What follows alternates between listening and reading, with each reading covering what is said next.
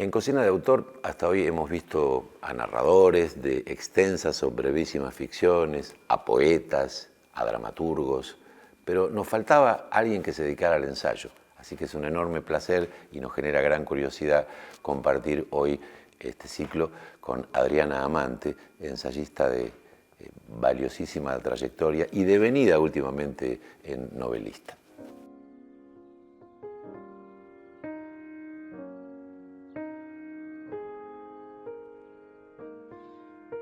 Adriana, no sé si lo sabes, pero sos la primera de nuestras invitadas que no escribe fundamentalmente ficción, ni poesía, ni teatro, que son los géneros que hemos recorrido hasta ahora en este ciclo.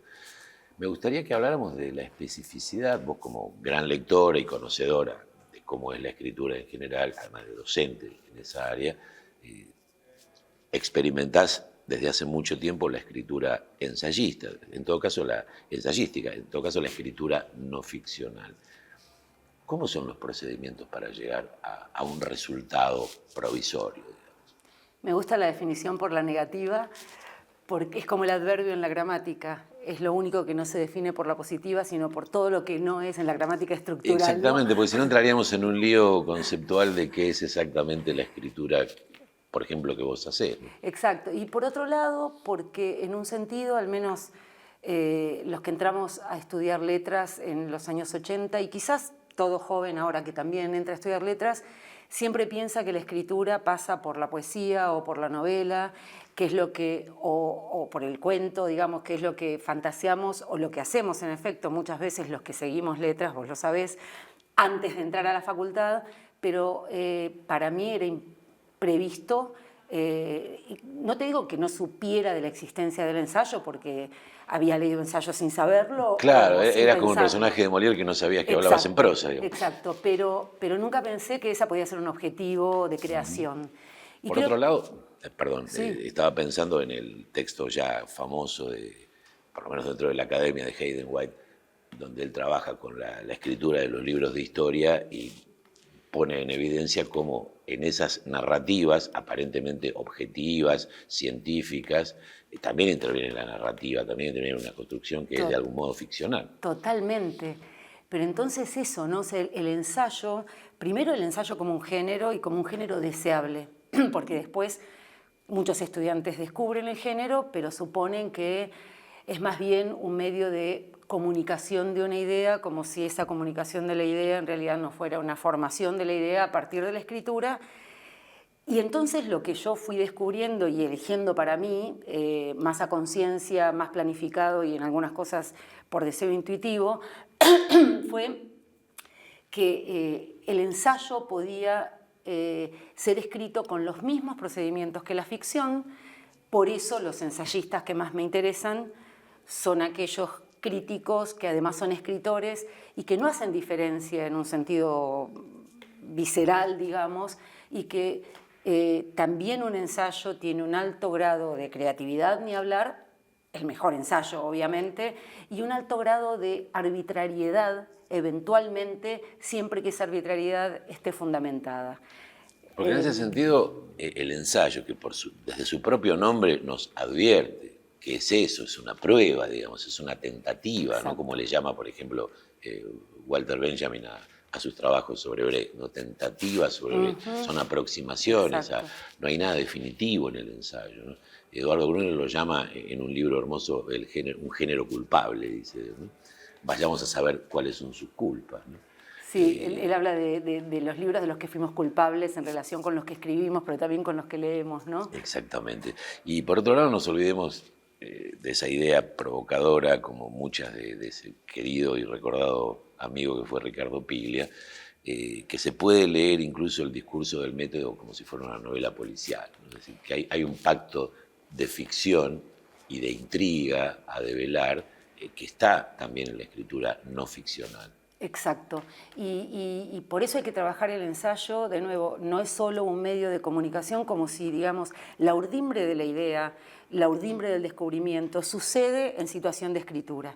Y Piglia es justamente uno de mis preferidos, de esa combinación perfecta y magistral y deslumbrante, donde el modo en que él indaga sus objetos, Sarmiento o Borges, tienen suspense, tienen una estructura de derivación, pueden captar, o sea, no está lleno de lo que la gente prejuiciosamente piensa respecto del ensayo, y ni te digo, vos sabés, de las tesis, que son insoportables, soporíferas, solo recortadas para un público, sino, bueno, el ensayo y toda tesis debería ser un buen libro de ensayos que genere, bueno, por ejemplo, cuando yo escribí mi tesis, una de las cosas que más me preocupaba era urdir una narración cuando cabía, urdir un análisis que fuera envolvente, en el mismo sentido en que puede ser envolvente un relato o una descripción, y generar una situación de suspenso, no anticipando las ideas que iba a decir, sino haciendo que mi texto fuera encontrando el momento oportuno para que mi lector o el lector que ya había pasado por ciertas partes del libro estuviera disponible, dispuesto ya y preparado para recibir eso. Es casi como una gestación, digamos, ¿no? Un poco también hay que aplicar, volviendo a Piglia, citando a Hemingway, la teoría del iceberg, ¿no? Digamos, de todo lo que va sumergido mientras se va contando en la superficie algo y finalmente esa superficie enorme que estaba oculta emerge en un final, ¿no? Exacto, pero también, digo, aparte de la cantidad y la indagación, y cuánto de la indagación llega fulgurante y sintética a esa versión final, y también los procesos de reescritura en esa indagación, digo, en relación con Piglia, ¿no? Hay dos textos de él que me parecen magistrales respecto de la escritura ensayística breve, incluso, que es otro dominio, que es Ideología y ficción en Borges y Borges y sus dos linajes, ¿no? Que a la vez que es el mismo texto, en un caso está pensado para un público de punto de vista intelectual, entrenado, que puede leer parrafadas largas y una articulación muy compleja. Es el texto ese famoso que está Borges en la puerta, ¿no? Que está en la reja de la casa que lo separa a partir de la biblioteca. Exacto. Y está entre la biblioteca y la calle todo el tiempo, ¿no? Claro, donde se juegan esos dos linajes que cuando él pasa ese texto como introducción a la versión historietística de Historia del Guerrero y de la Cautiva en la revista Fierro, que venía con la revista Humor, lo que él hace es una adaptación del mismo texto como reformateándolo, cambiándole incluso la arquitectura de página para un mismo texto, pero que tiene otra disposición gráfica y otra forma de acercamiento, digamos, va cortando los párrafos como partes, va poniendo subtítulos y genera un urdimbre de reescritura. Hay alguna partecita que saca, pero digamos, de reescritura sobre lo mismo, que nos hace pensar que es otro texto y a la vez maravillosa y asombrosamente el mismo. Exacto. Bueno, shame on me, como decimos en Nueva Pompeya, mi barrio de origen, haber invitado a alguien que hace de la teoría una herramienta fundamental, un motor, un estímulo de su actividad creativa, pero vayamos a la cocina propiamente dicha, que es lo que aquí más nos importa, ¿no? ¿Cómo trabajas? ¿Cómo se escribe un artículo o un libro de mayor aliento? ¿Sabés que vas a escribir un artículo en general porque suelen ser pedidos, ¿no?, por una revista académica o no, algún artículo para la revista Las Ranas, proyecto que compartimos, y en otros casos no, es un trabajo de mayor aliento como las poéticas del exilio, a las que te referías recién cuando hablabas de tu tesis. ¿Cómo trabajas? ¿Cómo necesitas que aparezcan las ideas, tomas notas? Bueno, acá sí hay diferencias con la ficción en el sentido de los a priori, ¿no? Digamos, hace falta documentación, lectura de fuentes, cotejar versiones de un mismo hecho o de un mismo concepto diferentes y contradictorias. ¿Cómo es el trabajo previo a la escritura en sí? Depende del momento y depende del texto. Yo primero tengo como una rumia de cierta extensión, dependerá, y a veces es la ansiedad lo que me marca como una rumia más breve, buscando como, en el mejor de los casos, una iluminación, no en el sentido, digamos, encontrar algo que me provoque un núcleo que no esté visitado, que no esté transitado, y que me genere una pulsión ansiosa muchas veces, que me impele como a pensar esa cuestión. Creo que muchas veces el primer lugar donde ensayo eso casi inevitablemente es la clase, Claro.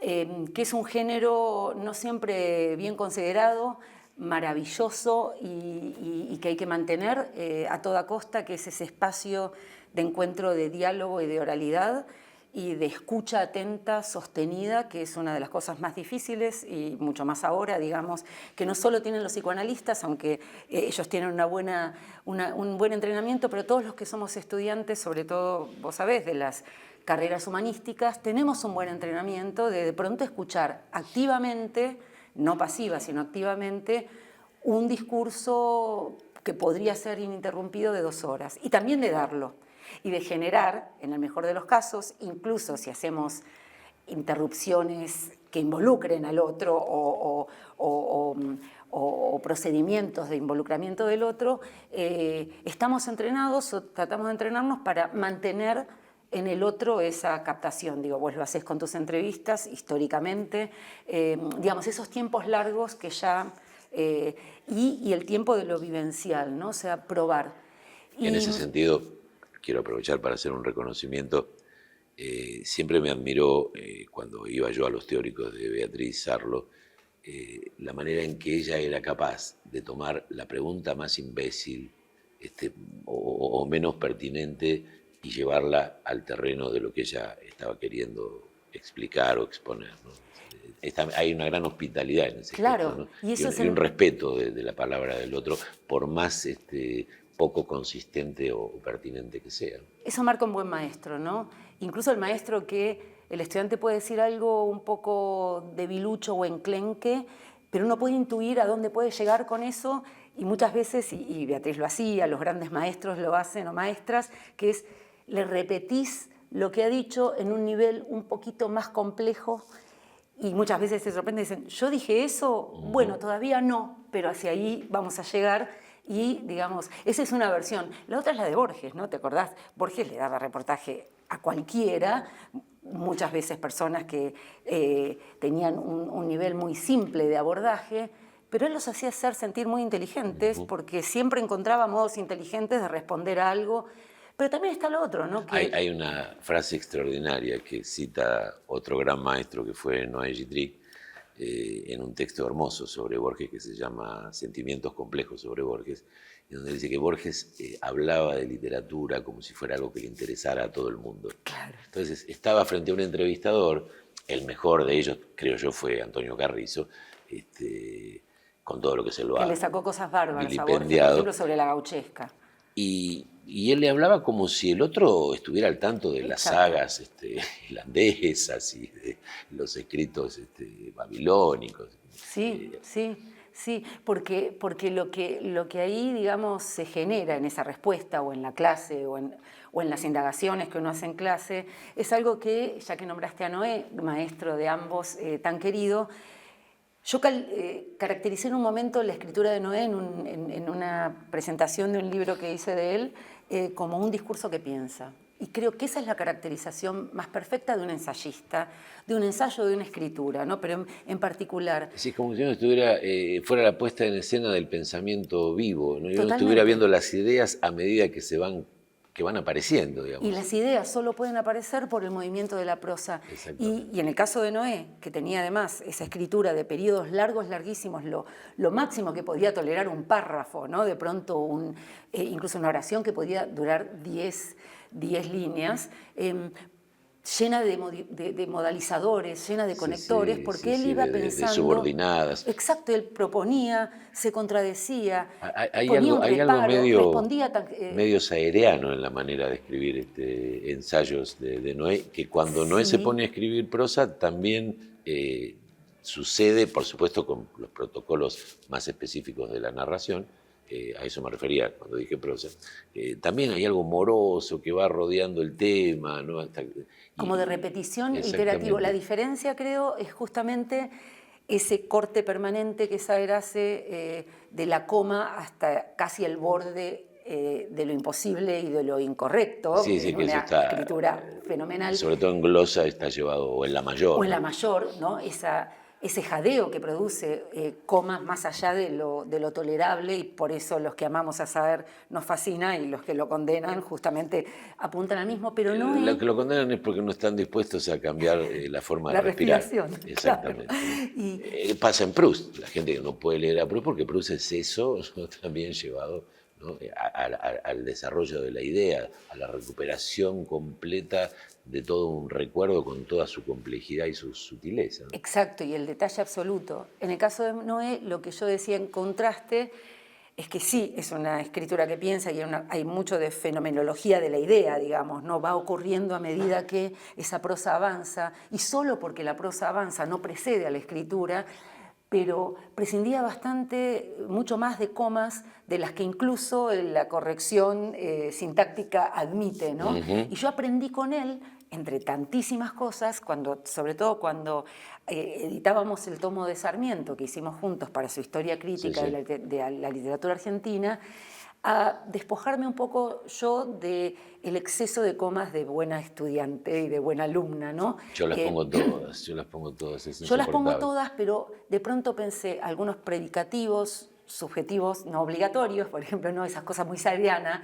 ¿no? Ese predicativo, ese adjetivo que se corre al predicado para decir algo o del sujeto o del objeto, y que Saer usa tanto y siempre entre comas, que sería el estándar de lo correcto. Muchas veces era, bueno, despojarme un poco de eso, y Noé tenía como esa soltura que podía tener su ensayística oral. Vos recordás cómo Sí, él sí. podía disertar Yo lo he sin parar durante entrevistado horas. muchas veces a Noé, y desgrabar una entrevista, una conversación con Noé era facilísimo, porque las oraciones estaban volcadas oralmente como si estuvieran siendo escritas, ¿no? Exacto.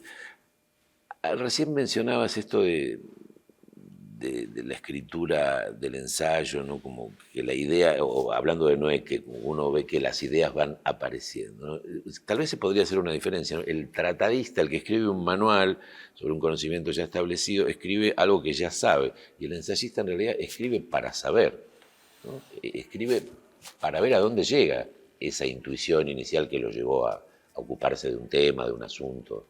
Quizás porque, bueno, tratadista es como, vamos más para atrás, y está bueno, es un concepto lindísimo que yo creo que modernamente algunas personas a las que les dirijo la tesis, que son brillantes, les he pedido que avancen un poco sobre la idea del tratado, pero uno podría pensar también que quizás el ensayo es algo que empieza alguien que porque cree que sabe algo, o porque en efecto alguito sabe de algo, avanza sobre lo que no sabe, ¿no? Y eso es lo más deslumbrante. Incluso eso es lo que comandó en muchos casos en la historia crítica de la literatura argentina, en nuestro tomo de Sarmiento, cuando convocamos o a Molloy o a Beatriz Arlo a escribir sobre Sarmiento, no lo que ya se sabe que habían escrito, sino algo que las ingresara a un universo nuevo. Y en el caso de Molloy, en particular, a Silvia le pedimos que hiciera como una especie de varia imaginación, o sea, el procedimiento de varia imaginación. Del libro suyo. Claro, esos textos breves, deslumbrantes, breves, donde ponen en juego una escena, una anécdota, un episodio que ella sabía iluminar, sabía desplegar, incluso de lo nimio, más absolutamente banal o pequeño, y que ella podía cerrar maravillosamente. Entonces, que hiciera eso indagando algo nuevo de Sarmiento, como en ese caso era los objetos de Sarmiento. Y cómo ella fue buscando, y empezamos yendo al Museo Sarmiento a mirar objetos tangibles, y su deriva, me dijo, bueno, pero la pulsión, mi pulsión en relación con Sarmiento, dice, me lleva inevitablemente no a los objetos tangibles que se exhiben en el museo, que igual la deslumbraban y que a mí me fascinan, sino a los objetos textuales. Entonces, en esa búsqueda, ella fue encontrando cuál era su propio imán, digamos, ¿no? Y su propia pulsión. Te recuerdo que todavía no me respondiste a la primera pregunta. De cómo empezás a trabajar? Porque me llevaste amablemente y deliciosamente en una deriva, hablamos de las clases, hablamos de Noé, de Silvia, de Beatriz. Hablemos de vos. Bueno, depende. Tengo una mínima estructura, sí tengo de pronto una ilusión de que tengo una idea o una iluminación de algo que por ahí nadie pasó y empiezo como a indagarlo y ahí voy combinando la lectura con la escritura. Lo ideal es sí tener como plazos largos de sentada sobre la máquina porque hay flashazos, ¿no?, de ideas, incluso en momentos inoportunos o cuando uno está manejando o haciendo ñoquis y entonces de pronto decís... Son buenísimos esos momentos, aparecen las mejores ideas. A mí se me claro. ocurren lavando los platos. Bueno, sí, Para mí es un momento zen. Y entonces hay que secarse un poco la mano y garrapatear eso, no porque necesariamente eso sea intocable, y eso muchas veces les digo a mis estudiantes, sobre todo los que están escribiendo tesis, ensayos. No hay que enamorarse demasiado de nada. No, pero a la vez no perder esa intuición inicial, Claro, porque a veces en ese fraseo, exacto, está el núcleo. En esa música hay una idea. Después sí, tocarlo todas las veces que sea necesario, porque eso no es sacrosanto y no es que estamos matando la intuición o la inspiración, sino explotándola y explorándola. Y entonces el punto es, bueno, cómo, y de pronto sí hago unas mínimas estructuras, una cierta estructura de derivación, que me parece que muchas veces también la originalidad eventualmente no está tanto en el descubrimiento eurequiano, digamos, de Arquímedes, de el descubrimiento de lo inhallable, sino de esa puesta en relación de algo y del modo en que se desplaza. Entonces, una de las cosas que más me fascina es indagar algunos caminos hipotéticos, ¿no? Y avanzar hasta el máximo, incluso cuando llega un momento en que sé que quizás, no digo que sea incomprobable, pero sí que puede haber otros, y entonces un ejemplo, por ejemplo, en un momento tenía que dar un concurso y estaba en juego si elegía, yo tenía que concursar, si elegía Echeverría o elegía Sarmiento. Como siempre estoy con Sarmiento, con Echeverría también, pero digamos más públicamente, dije voy por Echeverría e ideé 5 hipótesis de cómo, dónde, en qué condiciones se pudo haber escrito El Matadero. Y lo que más me fascina de ese trabajo que hice era el trabajo de la conjetura, fundamentada hasta tirar la conjetura hasta el máximo que pueda dar y de la prueba hasta lo máximo que pueda dar. Y cuando retrocedo o freno, porque eventualmente podría no haber sido en Buenos Aires hasta desde 1840, sino ya fuera de Buenos Aires, en Colonia, apenas cruzado o apenas llegado a Montevideo, y entonces voy indagando y aún eventualmente, en este caso tiré 5 y creo que las 5 desplegué y que todas son factibles, o aun cuando alguna se pudiera descubrir como la más eventualmente factible y verosímil, todas las otras me arrojaron cosas que conforman la mejor combinatoria para una hipótesis acerca de todas las condiciones que van a dar ese texto y que generan la posibilidad de ese texto. Ahora, y una cosita en eso, digo, para no olvidarme, y muchas veces les digo a los estudiantes, ahí donde uno teme y tiraría aquella que piensa que es descartable, porque quizás hay otra hipótesis que la supera, creo que los mejores textos ensayísticos son aquellos que te muestran, voy hasta allá y tengo que frenar o retroceder, y voy hasta allá, pero dejar eso, porque esa prueba errada, incluso a veces, es la que me permitió llegar a pasar al segundo. A la supuestamente exacto. correcta. Ahora, yendo a la materialidad del ejercicio de la escritura, en tu caso, ensayística, recién hiciste 2 alusiones muy al pasar, dijiste quedarse sentado a la máquina, pero también dijiste garrapatear. ¿Escribís primero a mano? Si estás en la calle, se te ocurre algo, ¿lo anotás en, no sé, en las notas del celular o lo escribís en una libretita, en una Moleskine?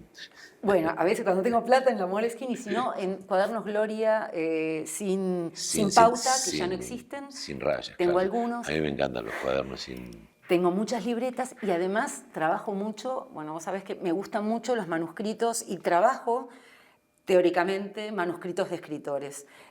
Moleskine o bueno, libretas de Sarmiento, libretas de todo tipo de escritores. Cuadernos San Martín de Borges. Absolutamente, claro, o sea, y les transmito a mis estudiantes, bueno, ¿por qué se llama Cuaderno San Martín? ¿No? Y les muestro claro. podría haberse llamado Cuaderno Rivadavia, sí, o Cuaderno Abón en el caso de Borges, claro. ¿no? Pero Me doy cuenta de que lamentablemente, con lo que me gusta la caligrafía y además en el último libro de ensayo que tengo que extirparme, porque esa es otra parte de lo que me pasa con la escritura, que es no puedo soltar y definitivamente cerrar, hay un capítulo que le dediqué plenamente a la caligrafía de Sarmiento, de Echeverría, de Juan María Gutiérrez, de escritores del siglo XIX. Pero no... Tengo muchas libretas de apuntes, por ejemplo, de jornadas. Voy como oyente o como participante de una jornada y me busco particularmente una libretita que es una ebullición de ideas donde anoto lo que la persona dice y anoto sobre todo lo que me provoca a mí como disparador, a veces enganchado con eso que esa persona dice para el diálogo que voy a establecer cuando termine, pero muchas veces porque me ilumino algo que estoy escribiendo yo y frente a la escucha de algo me genera como una inspiración irrefrenable y a veces invierto la dirección de la libreta para marcar la diferencia o uso corchetes para marcar lo que es mío y separar de lo que es del otro. ¿Y qué haces después con eso? A veces creo que voy a hacer mucho más de lo que hago, pero vuelvo a eso. Muchas veces cuando de pronto empieza a germinar una idea o cuando llego y si es algo sobre lo que estoy escribiendo ahí, retomo eso y bueno, a partir de ese fraseíto de pronto veo dónde se inserta o qué me mejoró, porque a veces es una enmienda de algo que estuve escribiendo antes, ¿no? Pero lamentablemente con lo que me gustan las libretas, que tengan colores y despliegues de dibujos, me doy cuenta de que no las tengo tanto en relación con la escritura de un plan de obra, digamos, ¿no? Aunque, por ejemplo, hay una clase que doy en la maestría de escritura creativa que dirige María Negroni, que bien conoces, que es una sobre caligrafías. Entonces les pido a ellos que traigan sus libretas y trabajamos a partir de cuánto y qué pulsión ellos creen, qué conexión tiene que haber entre el cuerpo, la mano. Incluso hay una que es, bueno, la unidad se llama algo así como la mano y el pie. Incluso, pero hay como una aproximación grafológica, digamos, a lo que se escribe. ¿Tiene algo de eso? ¿Es posible indagar una cierta personalidad acerca de cómo alguien escribe? Lo que más me interesa es lo que se produce en el contacto con la materialidad de la escritura para que también se vea que la escritura es una materialidad que también incluye una arquitectura de página eventualmente pensable y que se ajuste o que juegue con eso en la producción de sentido. Sí he estudiado un poco, me he comprado en algún momento libros de grafología, no para ver, incluso de grafología sobre próceres del siglo XIX, no para ver si Mitre o Sarmiento estaban locos, que el libro se dedica también eso a eso. Ya sabemos que sí, sabemos que sí. Y eso lo hizo fantástico la psicología, que el libro que escribió Nerio Rojas, hablando de los Rojas, sobre los modos de escritura de Sarmiento y alguna revelación de su pulsión de escritura, que es muy brillante lo que hace Nerio Rojas dentro de un concepto de ciencia, pero sí para entender esos libros de grafología que quise leer en un momento para poder escribir con más precisión sobre caligrafías, ver ciertas palabras precisas, las jampas y las zampas, y qué pasa con el coligamiento, y cuando se corta eso, porque eso me permitió ver en ciertas formas del coligamiento, o no, o sea, la escritura, ¿no? La velocidad de la escritura que a veces no termina en un punto, sino en raya, porque la escritura con pluma y tinta que puede derramarse, quizás es mejor que levantar y bajar, continuar, y entonces descubrir ahí algo que, muy sintéticamente, pero Carlos Alberto Leumann, un gran estudioso del Martín Fierro, que es casi como un padre de la crítica genética en la Argentina,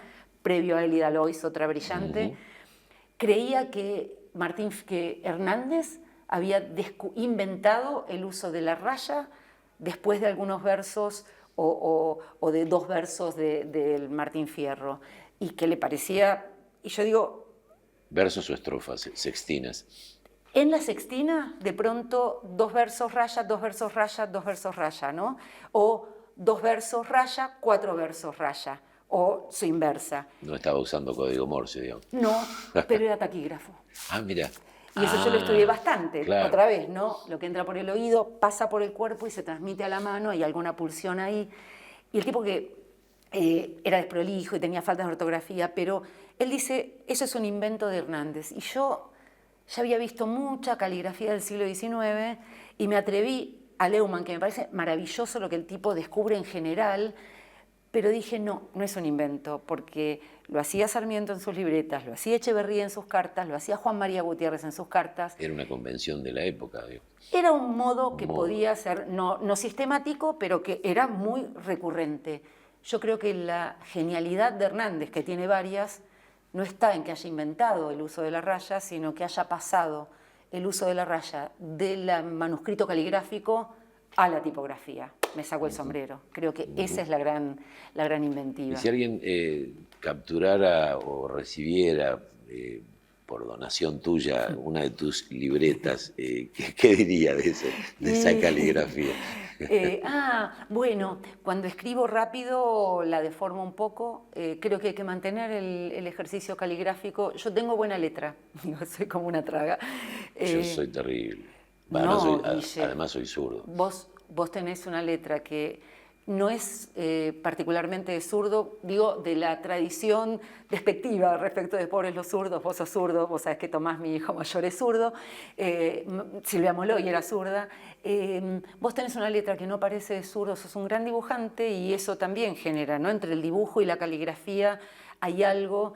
Pero me lleva mucho tiempo, por eso no escribo a mano. Se me cansa la mano, tengo que hacer un esfuerzo muy grande. Pero te he visto tantos años escribiendo... El zurdo tiene que poner la mano así para poder ir viendo lo que va escribiendo. Si no, algunos, viste, yo he visto... Otros giran el cuaderno, entonces escriben así. Una maestra de mi primaria, que era de educación física, escribía vertical, como si fuera escritura japonesa, ¿no? Claro. Era fenomenal.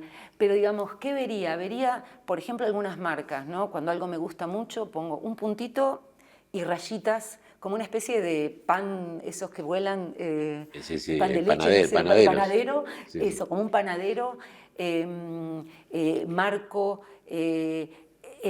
donde se pueden ver más mis marcas y mi prurito de que esté prolijo y que sea linda la letra, es en mis anotaciones en los márgenes de los libros, donde anoto mucho, incluso algunas ideas que se me ocurren, que quiero fijar ahí, porque cada vez que vuelvo cuando estoy escribiendo algún texto sobre el que he pasado, más sistemática o aleatoriamente, voy a ver, tengo una gran memoria. Vas a ver dónde están tus notas, tus acotaciones. Exacto, y es como un palimpsesto. Entonces, por un lado, voy acumulando y por otro a veces, como se me desborda, también pensando en la clase y en las clases, a veces me vuelvo a comprar una edición de libros que ya tengo, del Facundo tengo muchas ediciones, o de Campaña en el Ejército Grande, mi Sarmiento favorito.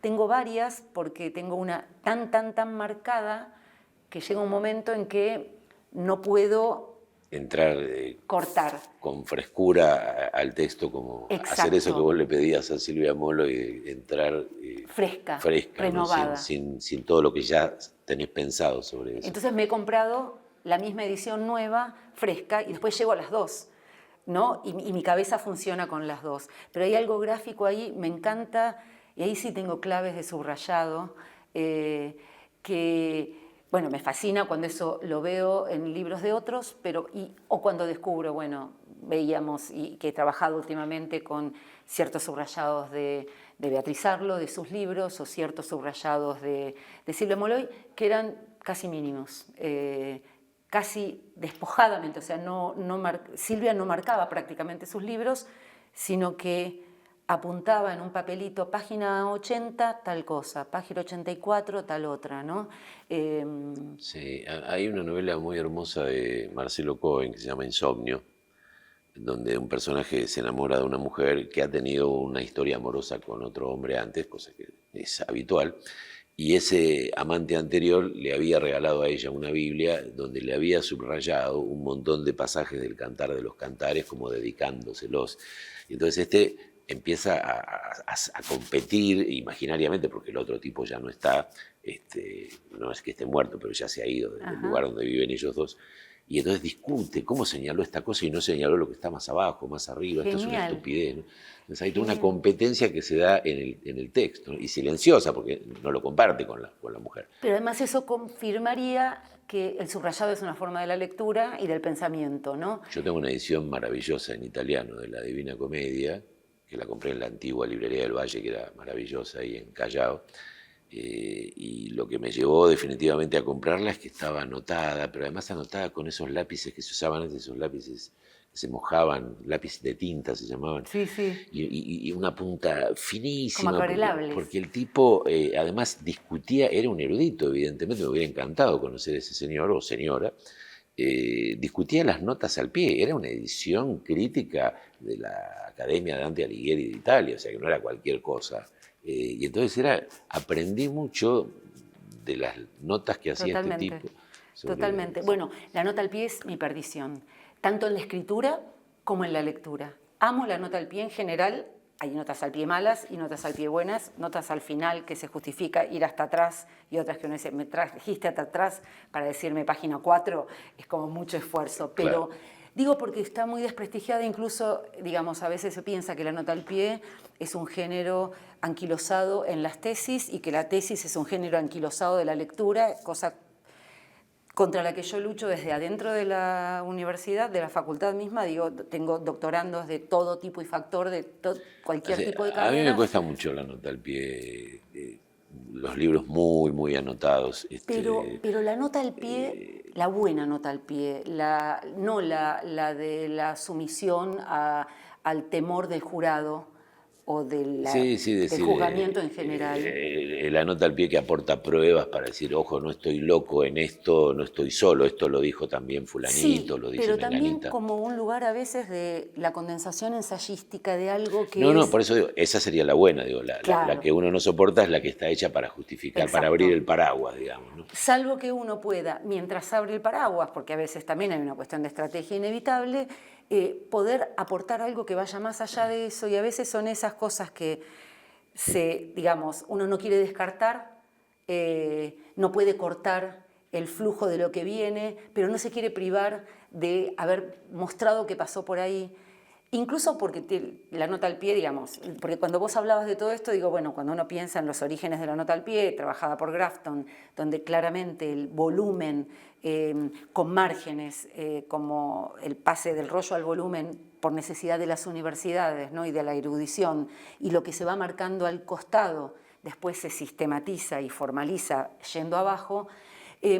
Pero también pensando que muchas novelas del siglo XIX, y eso cuando yo hice la tesis y que dio en Poéticas y Políticas del Destierro, descubrí que muchas novelas tenían notas al pie y que algunos poemas de José Mármol, por ejemplo, Los Cantos del Peregrino, ahora él no lo había inventado eso, y yo ahí descubrí... Bueno, hay un cuento maravilloso de Walsh. Totalmente. Donde la nota al pie empieza a crecer y se empieza a comer la página.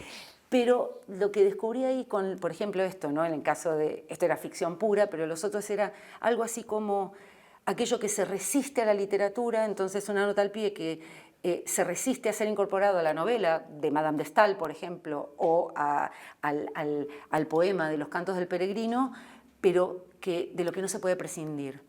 Y en algunos casos, por ejemplo, el manejo de la nota al pie de Beatriz Arlo, digo como ensayista, en La Pasión y la Excepción es un ejemplo que doy habitualmente, porque ella va escribiendo y en la arquitectura de página es como si hay un momento en que un titulito en negrita horada las líneas, que las reacomoda y vos seguís leyendo, pero después podés ir atrás y ese titulito es una clave como de hipertexto, El cuerpo del rey, por ejemplo. Entonces vas atrás y ella condensa lo que ha leído, lo que piensa de lo que ha leído, lo que indaga, o sea, todo como una nota al pie, pero que es a la vez un pequeño ensayo, casi como un texto de Borges del Hacedor, digamos, ¿no? Sí, claro, es como una especie de excurso, ¿no? Es interesante. En otros casos, la nota al pie en la ficción está puesta en esas ficciones que están tramadas, como si se estuvieran contando hechos reales, ¿no? Entonces, la nota al pie le da más seriedad, como que está documentándose la veracidad de esos hechos que se cuentan. Bueno, la nota al pie más famosa de la literatura argentina, primero fue como advertencia y después en las obras completas como nota al pie, es la que escribe Gutiérrez cuando encuentra el manuscrito de Echeverría, su amigo muerto, y él cree que tiene que explicar y advertir y controlar el modo en que va a ser leído ese texto, ¿no? Exactamente. Bueno, notas al pie, anotaciones a mano. ¿Qué pasa cuando se traslada eso a la escritura digital? Porque no creo que haya un paso intermedio entre la libreta y la computadora. Cuando estoy escribiendo, escribo en Arial 12, interlineado 1,5. Digo, parece menor el dato que doy, pero pienso en esa...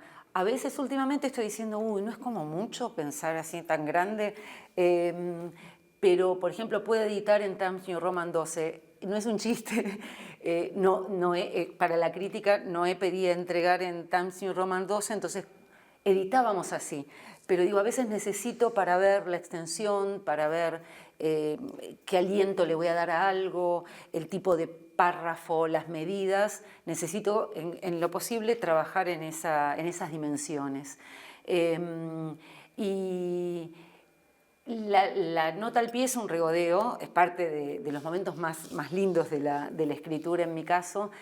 Y los mejores momentos son cuando tengo la posibilidad de escribir algo de corrido durante muchos días seguidos, donde me acuesto casi con los dedos puestos En el teclado. en el teclado de lo que va a iniciarse mañana. Lo peor, creo, para la escritura, y esto es lo que padecemos todos, los laburantes, digamos, que no vivimos solo de la escritura, es que es el corte, ¿no? Porque esa rumia, y ahí... La verdad, recuperar un tono, ¿no? Exacto, exacto. Una cierta altura de la voz con la que se está escribiendo, con la que se está discutiendo, argumentando o desarrollando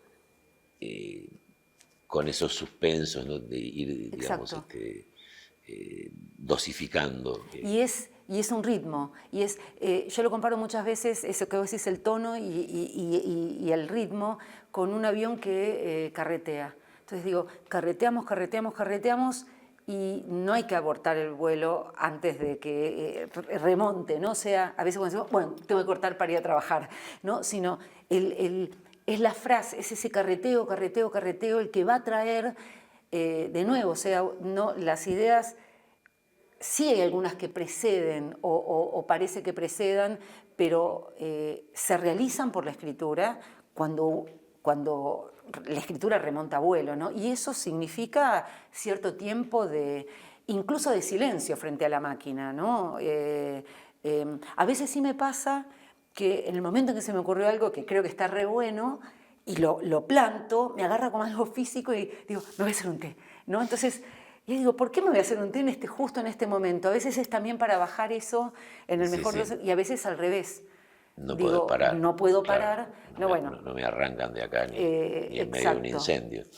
Y también pasa que a veces ese entusiasmo que tenés, pensás que todo salió maravilloso, después decís, bueno, vamos a enfriarlo un poco a ver qué pasa, y quizás empezás como a ponerlo en duda, y después volvés al otro día y decís, bueno, nepa mal, ¿no? No sé. Pero digo, no, los mejores momentos son los de la continuidad, y depende el tipo de... Y me gusta mucho también la situación de relación con la lectura al servicio de la escritura, o de relectura al servicio de la escritura, que es una lectura... ¿Lectura de lo que ya escribiste o no, de otra cosa? De lo que necesito para lo que estoy escribiendo, sobre todo en el ensayo. La bibliografía, digamos, que te permite tener las herramientas de discusión. O porque son el objeto, ¿no? O porque son el objeto mismo, claro. Es el insumo. Claro. Y no en un sentido de autoridad, porque sí siempre trato como o sea, obvio, me abastezco de un montón de cosas y parasito y vampirizo un montón de cosas en el mejor de los sentidos, tratando de generar en otros con mi escritura lo que otros generan en mí, pero digo, a veces eso lo que me genera es deseo de escritura, no necesariamente una cita, una convalidación, ¿no? Pero también es un tipo de lectura menos demorada, no necesariamente menos morosa, pero sí Porque a veces en la escritura de ensayo, y sobre todo de ensayo de argumentación crítica, uno podría decir, a veces tenemos una coartada de que no escribo porque estoy leyendo todavía, ¿no? Y entonces esos libros se eternizan, los llevamos en la cartera 1000 años, las hojas se ponen mal, a veces le agarra la lluvia. Y en cambio, cuando estamos en situación de escritura, ese libro, que incluso lo podemos leer con mucha fruición, o incluso a la noche, o sea, a veces mis noches de escritura ensayística son como el descanso, de pronto es... me releo o leo lo que va a ser el objeto de lo que sigue, de lo que terminé recién, y no es un descanso, sigue siendo otra forma de la escritura. Creo que la lectura de ese tipo suele ser una continuación de la lectura, de la escritura por otros medios, y eso me fascina. ¿Con qué criterio corregís? ¿Con qué criterios? Porque debe haber distintos niveles de corrección. Hay niveles que tienen que ver con la escritura que estás empleando. Esto, no, acá el tono baja, se pierde el interés, o bueno, no es preciso, es incorrecto gramaticalmente, pero también debe haber criterios que tienen que ver con las ideas que están desplegadas. Esto no está bien expuesto, llego demasiado rápido y sin justificar a tal punto. ¿Cómo es ese proceso posterior? ¿Vas corrigiendo a medida que vas terminando partes de un texto o seguís hasta el final y después corregís? Depende. Trato de escribir, aunque sé que tengo mucha conciencia del borrador y defiendo el borrador como un género posible, trato de escribir en definitivo, aun cuando sé que eso igual es un borrador. Tratando de, claro, que ya que Que el tener que definitivo corregir lo menos inicial, posible. claro, o sea, siempre igual es un borrador. Sí, sí. Pero trato sí de no decir, lo escribo más o menos, no. Necesito saber qué palabra fue antes para Yo ver qué palabra... no puedo ser consciente de que estoy escribiendo desprolijamente y no parar a reformular eso, ¿no? Siento que estoy dejando detrás de mí una suciedad. Exacto, como meter la roña abajo de la alfombra. Exactamente. O sea, yo necesito eso, porque realmente una palabra me convoca a la otra o me impide otra o me desencadena algo, y entonces, lo que no significa que cuando terminan no puedo volver y alterar mucho y quizás a veces rotundamente algo, ¿no? Pero trato de escribir, o sea, necesito terminar de explorar hasta el máximo eso en lo que estoy, aun cuando ya sé lo que vendrá después, pero no salto y dejo en blanco. Escribo de corrido. No tuve la experiencia que sí vos tuviste como periodista, que era en ese momento, en los años 80, digamos, una experiencia, o sea, la tuve a medias, no como vos, digo, pero sí tuve la experiencia de monografista, donde sí escribía a mano mis monografías y las escribía ya de corrido, con correcciones, pero enmiendas, pero de corrido, y después la pasaba a máquina, pero sí podía eventualmente escribir de un tirón a máquina si el tiempo urgía, ¿no? Y de algún modo eso me sigue, aun cuando igual a veces si tengo una iluminación, digo, parece como muy rimbombante, pero nada, hay una luz que se te prende, de algo que no es de acá, pero que no lo quiero perder, eventualmente sí abro un archivito, escribo o lo escribo a mano y guardo, después no encuentro a veces el papelito y enloquezco. ¿Qué sucede en la vida de una ensayista de largo aliento a través del tiempo y de la intensidad de la escritura, que después de, no sé, prácticamente 30 años de dedicarse a eso, aparece la necesidad y se concreta esa necesidad de escribir una novela, como las escuelas? Fue una rumia larga en la novela. La pulsión no sé si ficción, pero literatura en un sentido amplio, en la que parecería, como decíamos al principio, que no está incluido el ensayo, la tuve siempre en relación con la escritura de ensayo. Digo, un ejemplo concreto, en Las Ranas, nuestra común producción, criatura, el artículo que escribí sobre las cartas portuguesas era un artículo juguetón como de crítica ficcional o de ficción crítica, donde yo simulaba que había una persona, la que escribía, eran fragmentos de cartas que le mandaba a alguien contándole su investigación sobre las cartas portuguesas mientras estaba en Lisboa haciendo su tesis de doctorado. Y donde es un ensayo sobre las cartas portuguesas, es un texto fenomenal que se disputa en Francia y Portugal, y a la vez tenía una consistencia y una dicción ficcional. Ahí le tomaste el gustito, digamos así. Ahí empecé a probar cosas que me parecían y que de algún modo más jugado como en eso o menos jugado, creo que eso, los procedimientos que uso para el ensayo son los que estarían a disposición para cualquier escritor de cualquier ficción. Pero esta novela la rumié mucho tiempo y hubo un momento en que, o sea, en un sentido me parecía que yo tenía los mismos elementos que tenía antes.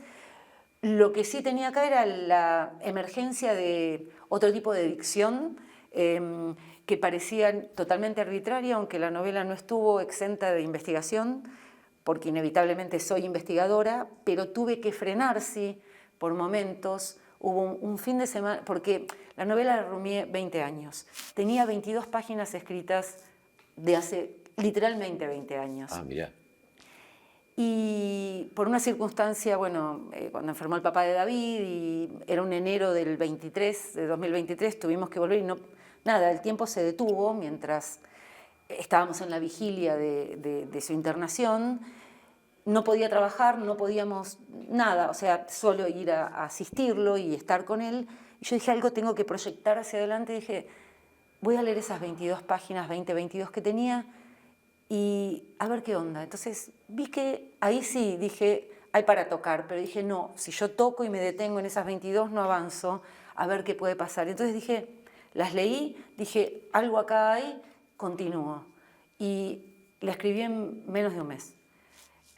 Pero es como el cuento de, bueno, toda mi vida me he preparado para esto, digamos, hacía 20 años que rumiaba, que juntaba material, ideas, ocurrencias, cositas, información. Información, claro, porque habla de un momento histórico de la Argentina muy particular, la dictadura y todos sus horrores, o algunos de ellos, en un ámbito además justamente de ese campo, digamos. Sobre el centro clandestino de detención más grande o sea, el centro clandestino por antonomasia, y que yo, bueno, era un tema que conocía, pero justamente, y fue un trabajo de mucha introspección, no necesariamente por la recuperación del recuerdo, que también lo hay, pero que no todo es exactamente a partir de eso, sino me entregué a la escritura y al movimiento y cosas que me asombraba a mí misma. Sí, claramente que fuera la escritura la que me había llevado, o ese fraseo, ese carreteo, a cosas que cuando me sentaba a escribir cada parte, que son partes breves, pero digamos ahí sí, de un tirón, nunca interrumpía la mitad de una parte, y eso me llevaba a un lugar totalmente inesperado, asombroso y maravillosamente para mí, descubriendo cosas que no sabía que iban a producirse, digamos, ¿no? Y el único fin de semana que estuve más trabada fue cuando releí mucho material que se había desclasificado en relación con cosas de la dictadura, y me compré unos libros que no había leído, que eran muy nuevos, y me atosigué de información y quedé como paralizada. Mis dedos no podían responder al movimiento de mi cuerpo, y ahí dije, no, por ahí no va. Lo que no significaba que iba a abandonar igual mi espíritu de indagación, en algunos casos más de documento o de introspección o de recuerdo o de detalles. Y ahí me di cuenta que es eso, y había una soltura que tenía, pero en un sentido no era tan distinto a cuando me genera la soltura esa, cuando escribo ensayo, la pulsión de una idea que tengo y que no sé dónde va a terminar. Y que lo único que quiero es ponerme a escribir para ver a dónde la puedo llegar a hacer terminar. Eso sí, me resulta maravilloso. Bueno, Adriana, que sigas ensayando ficciones y ficcionalizando ensayos para felicidad de todos nosotros. Muchas gracias.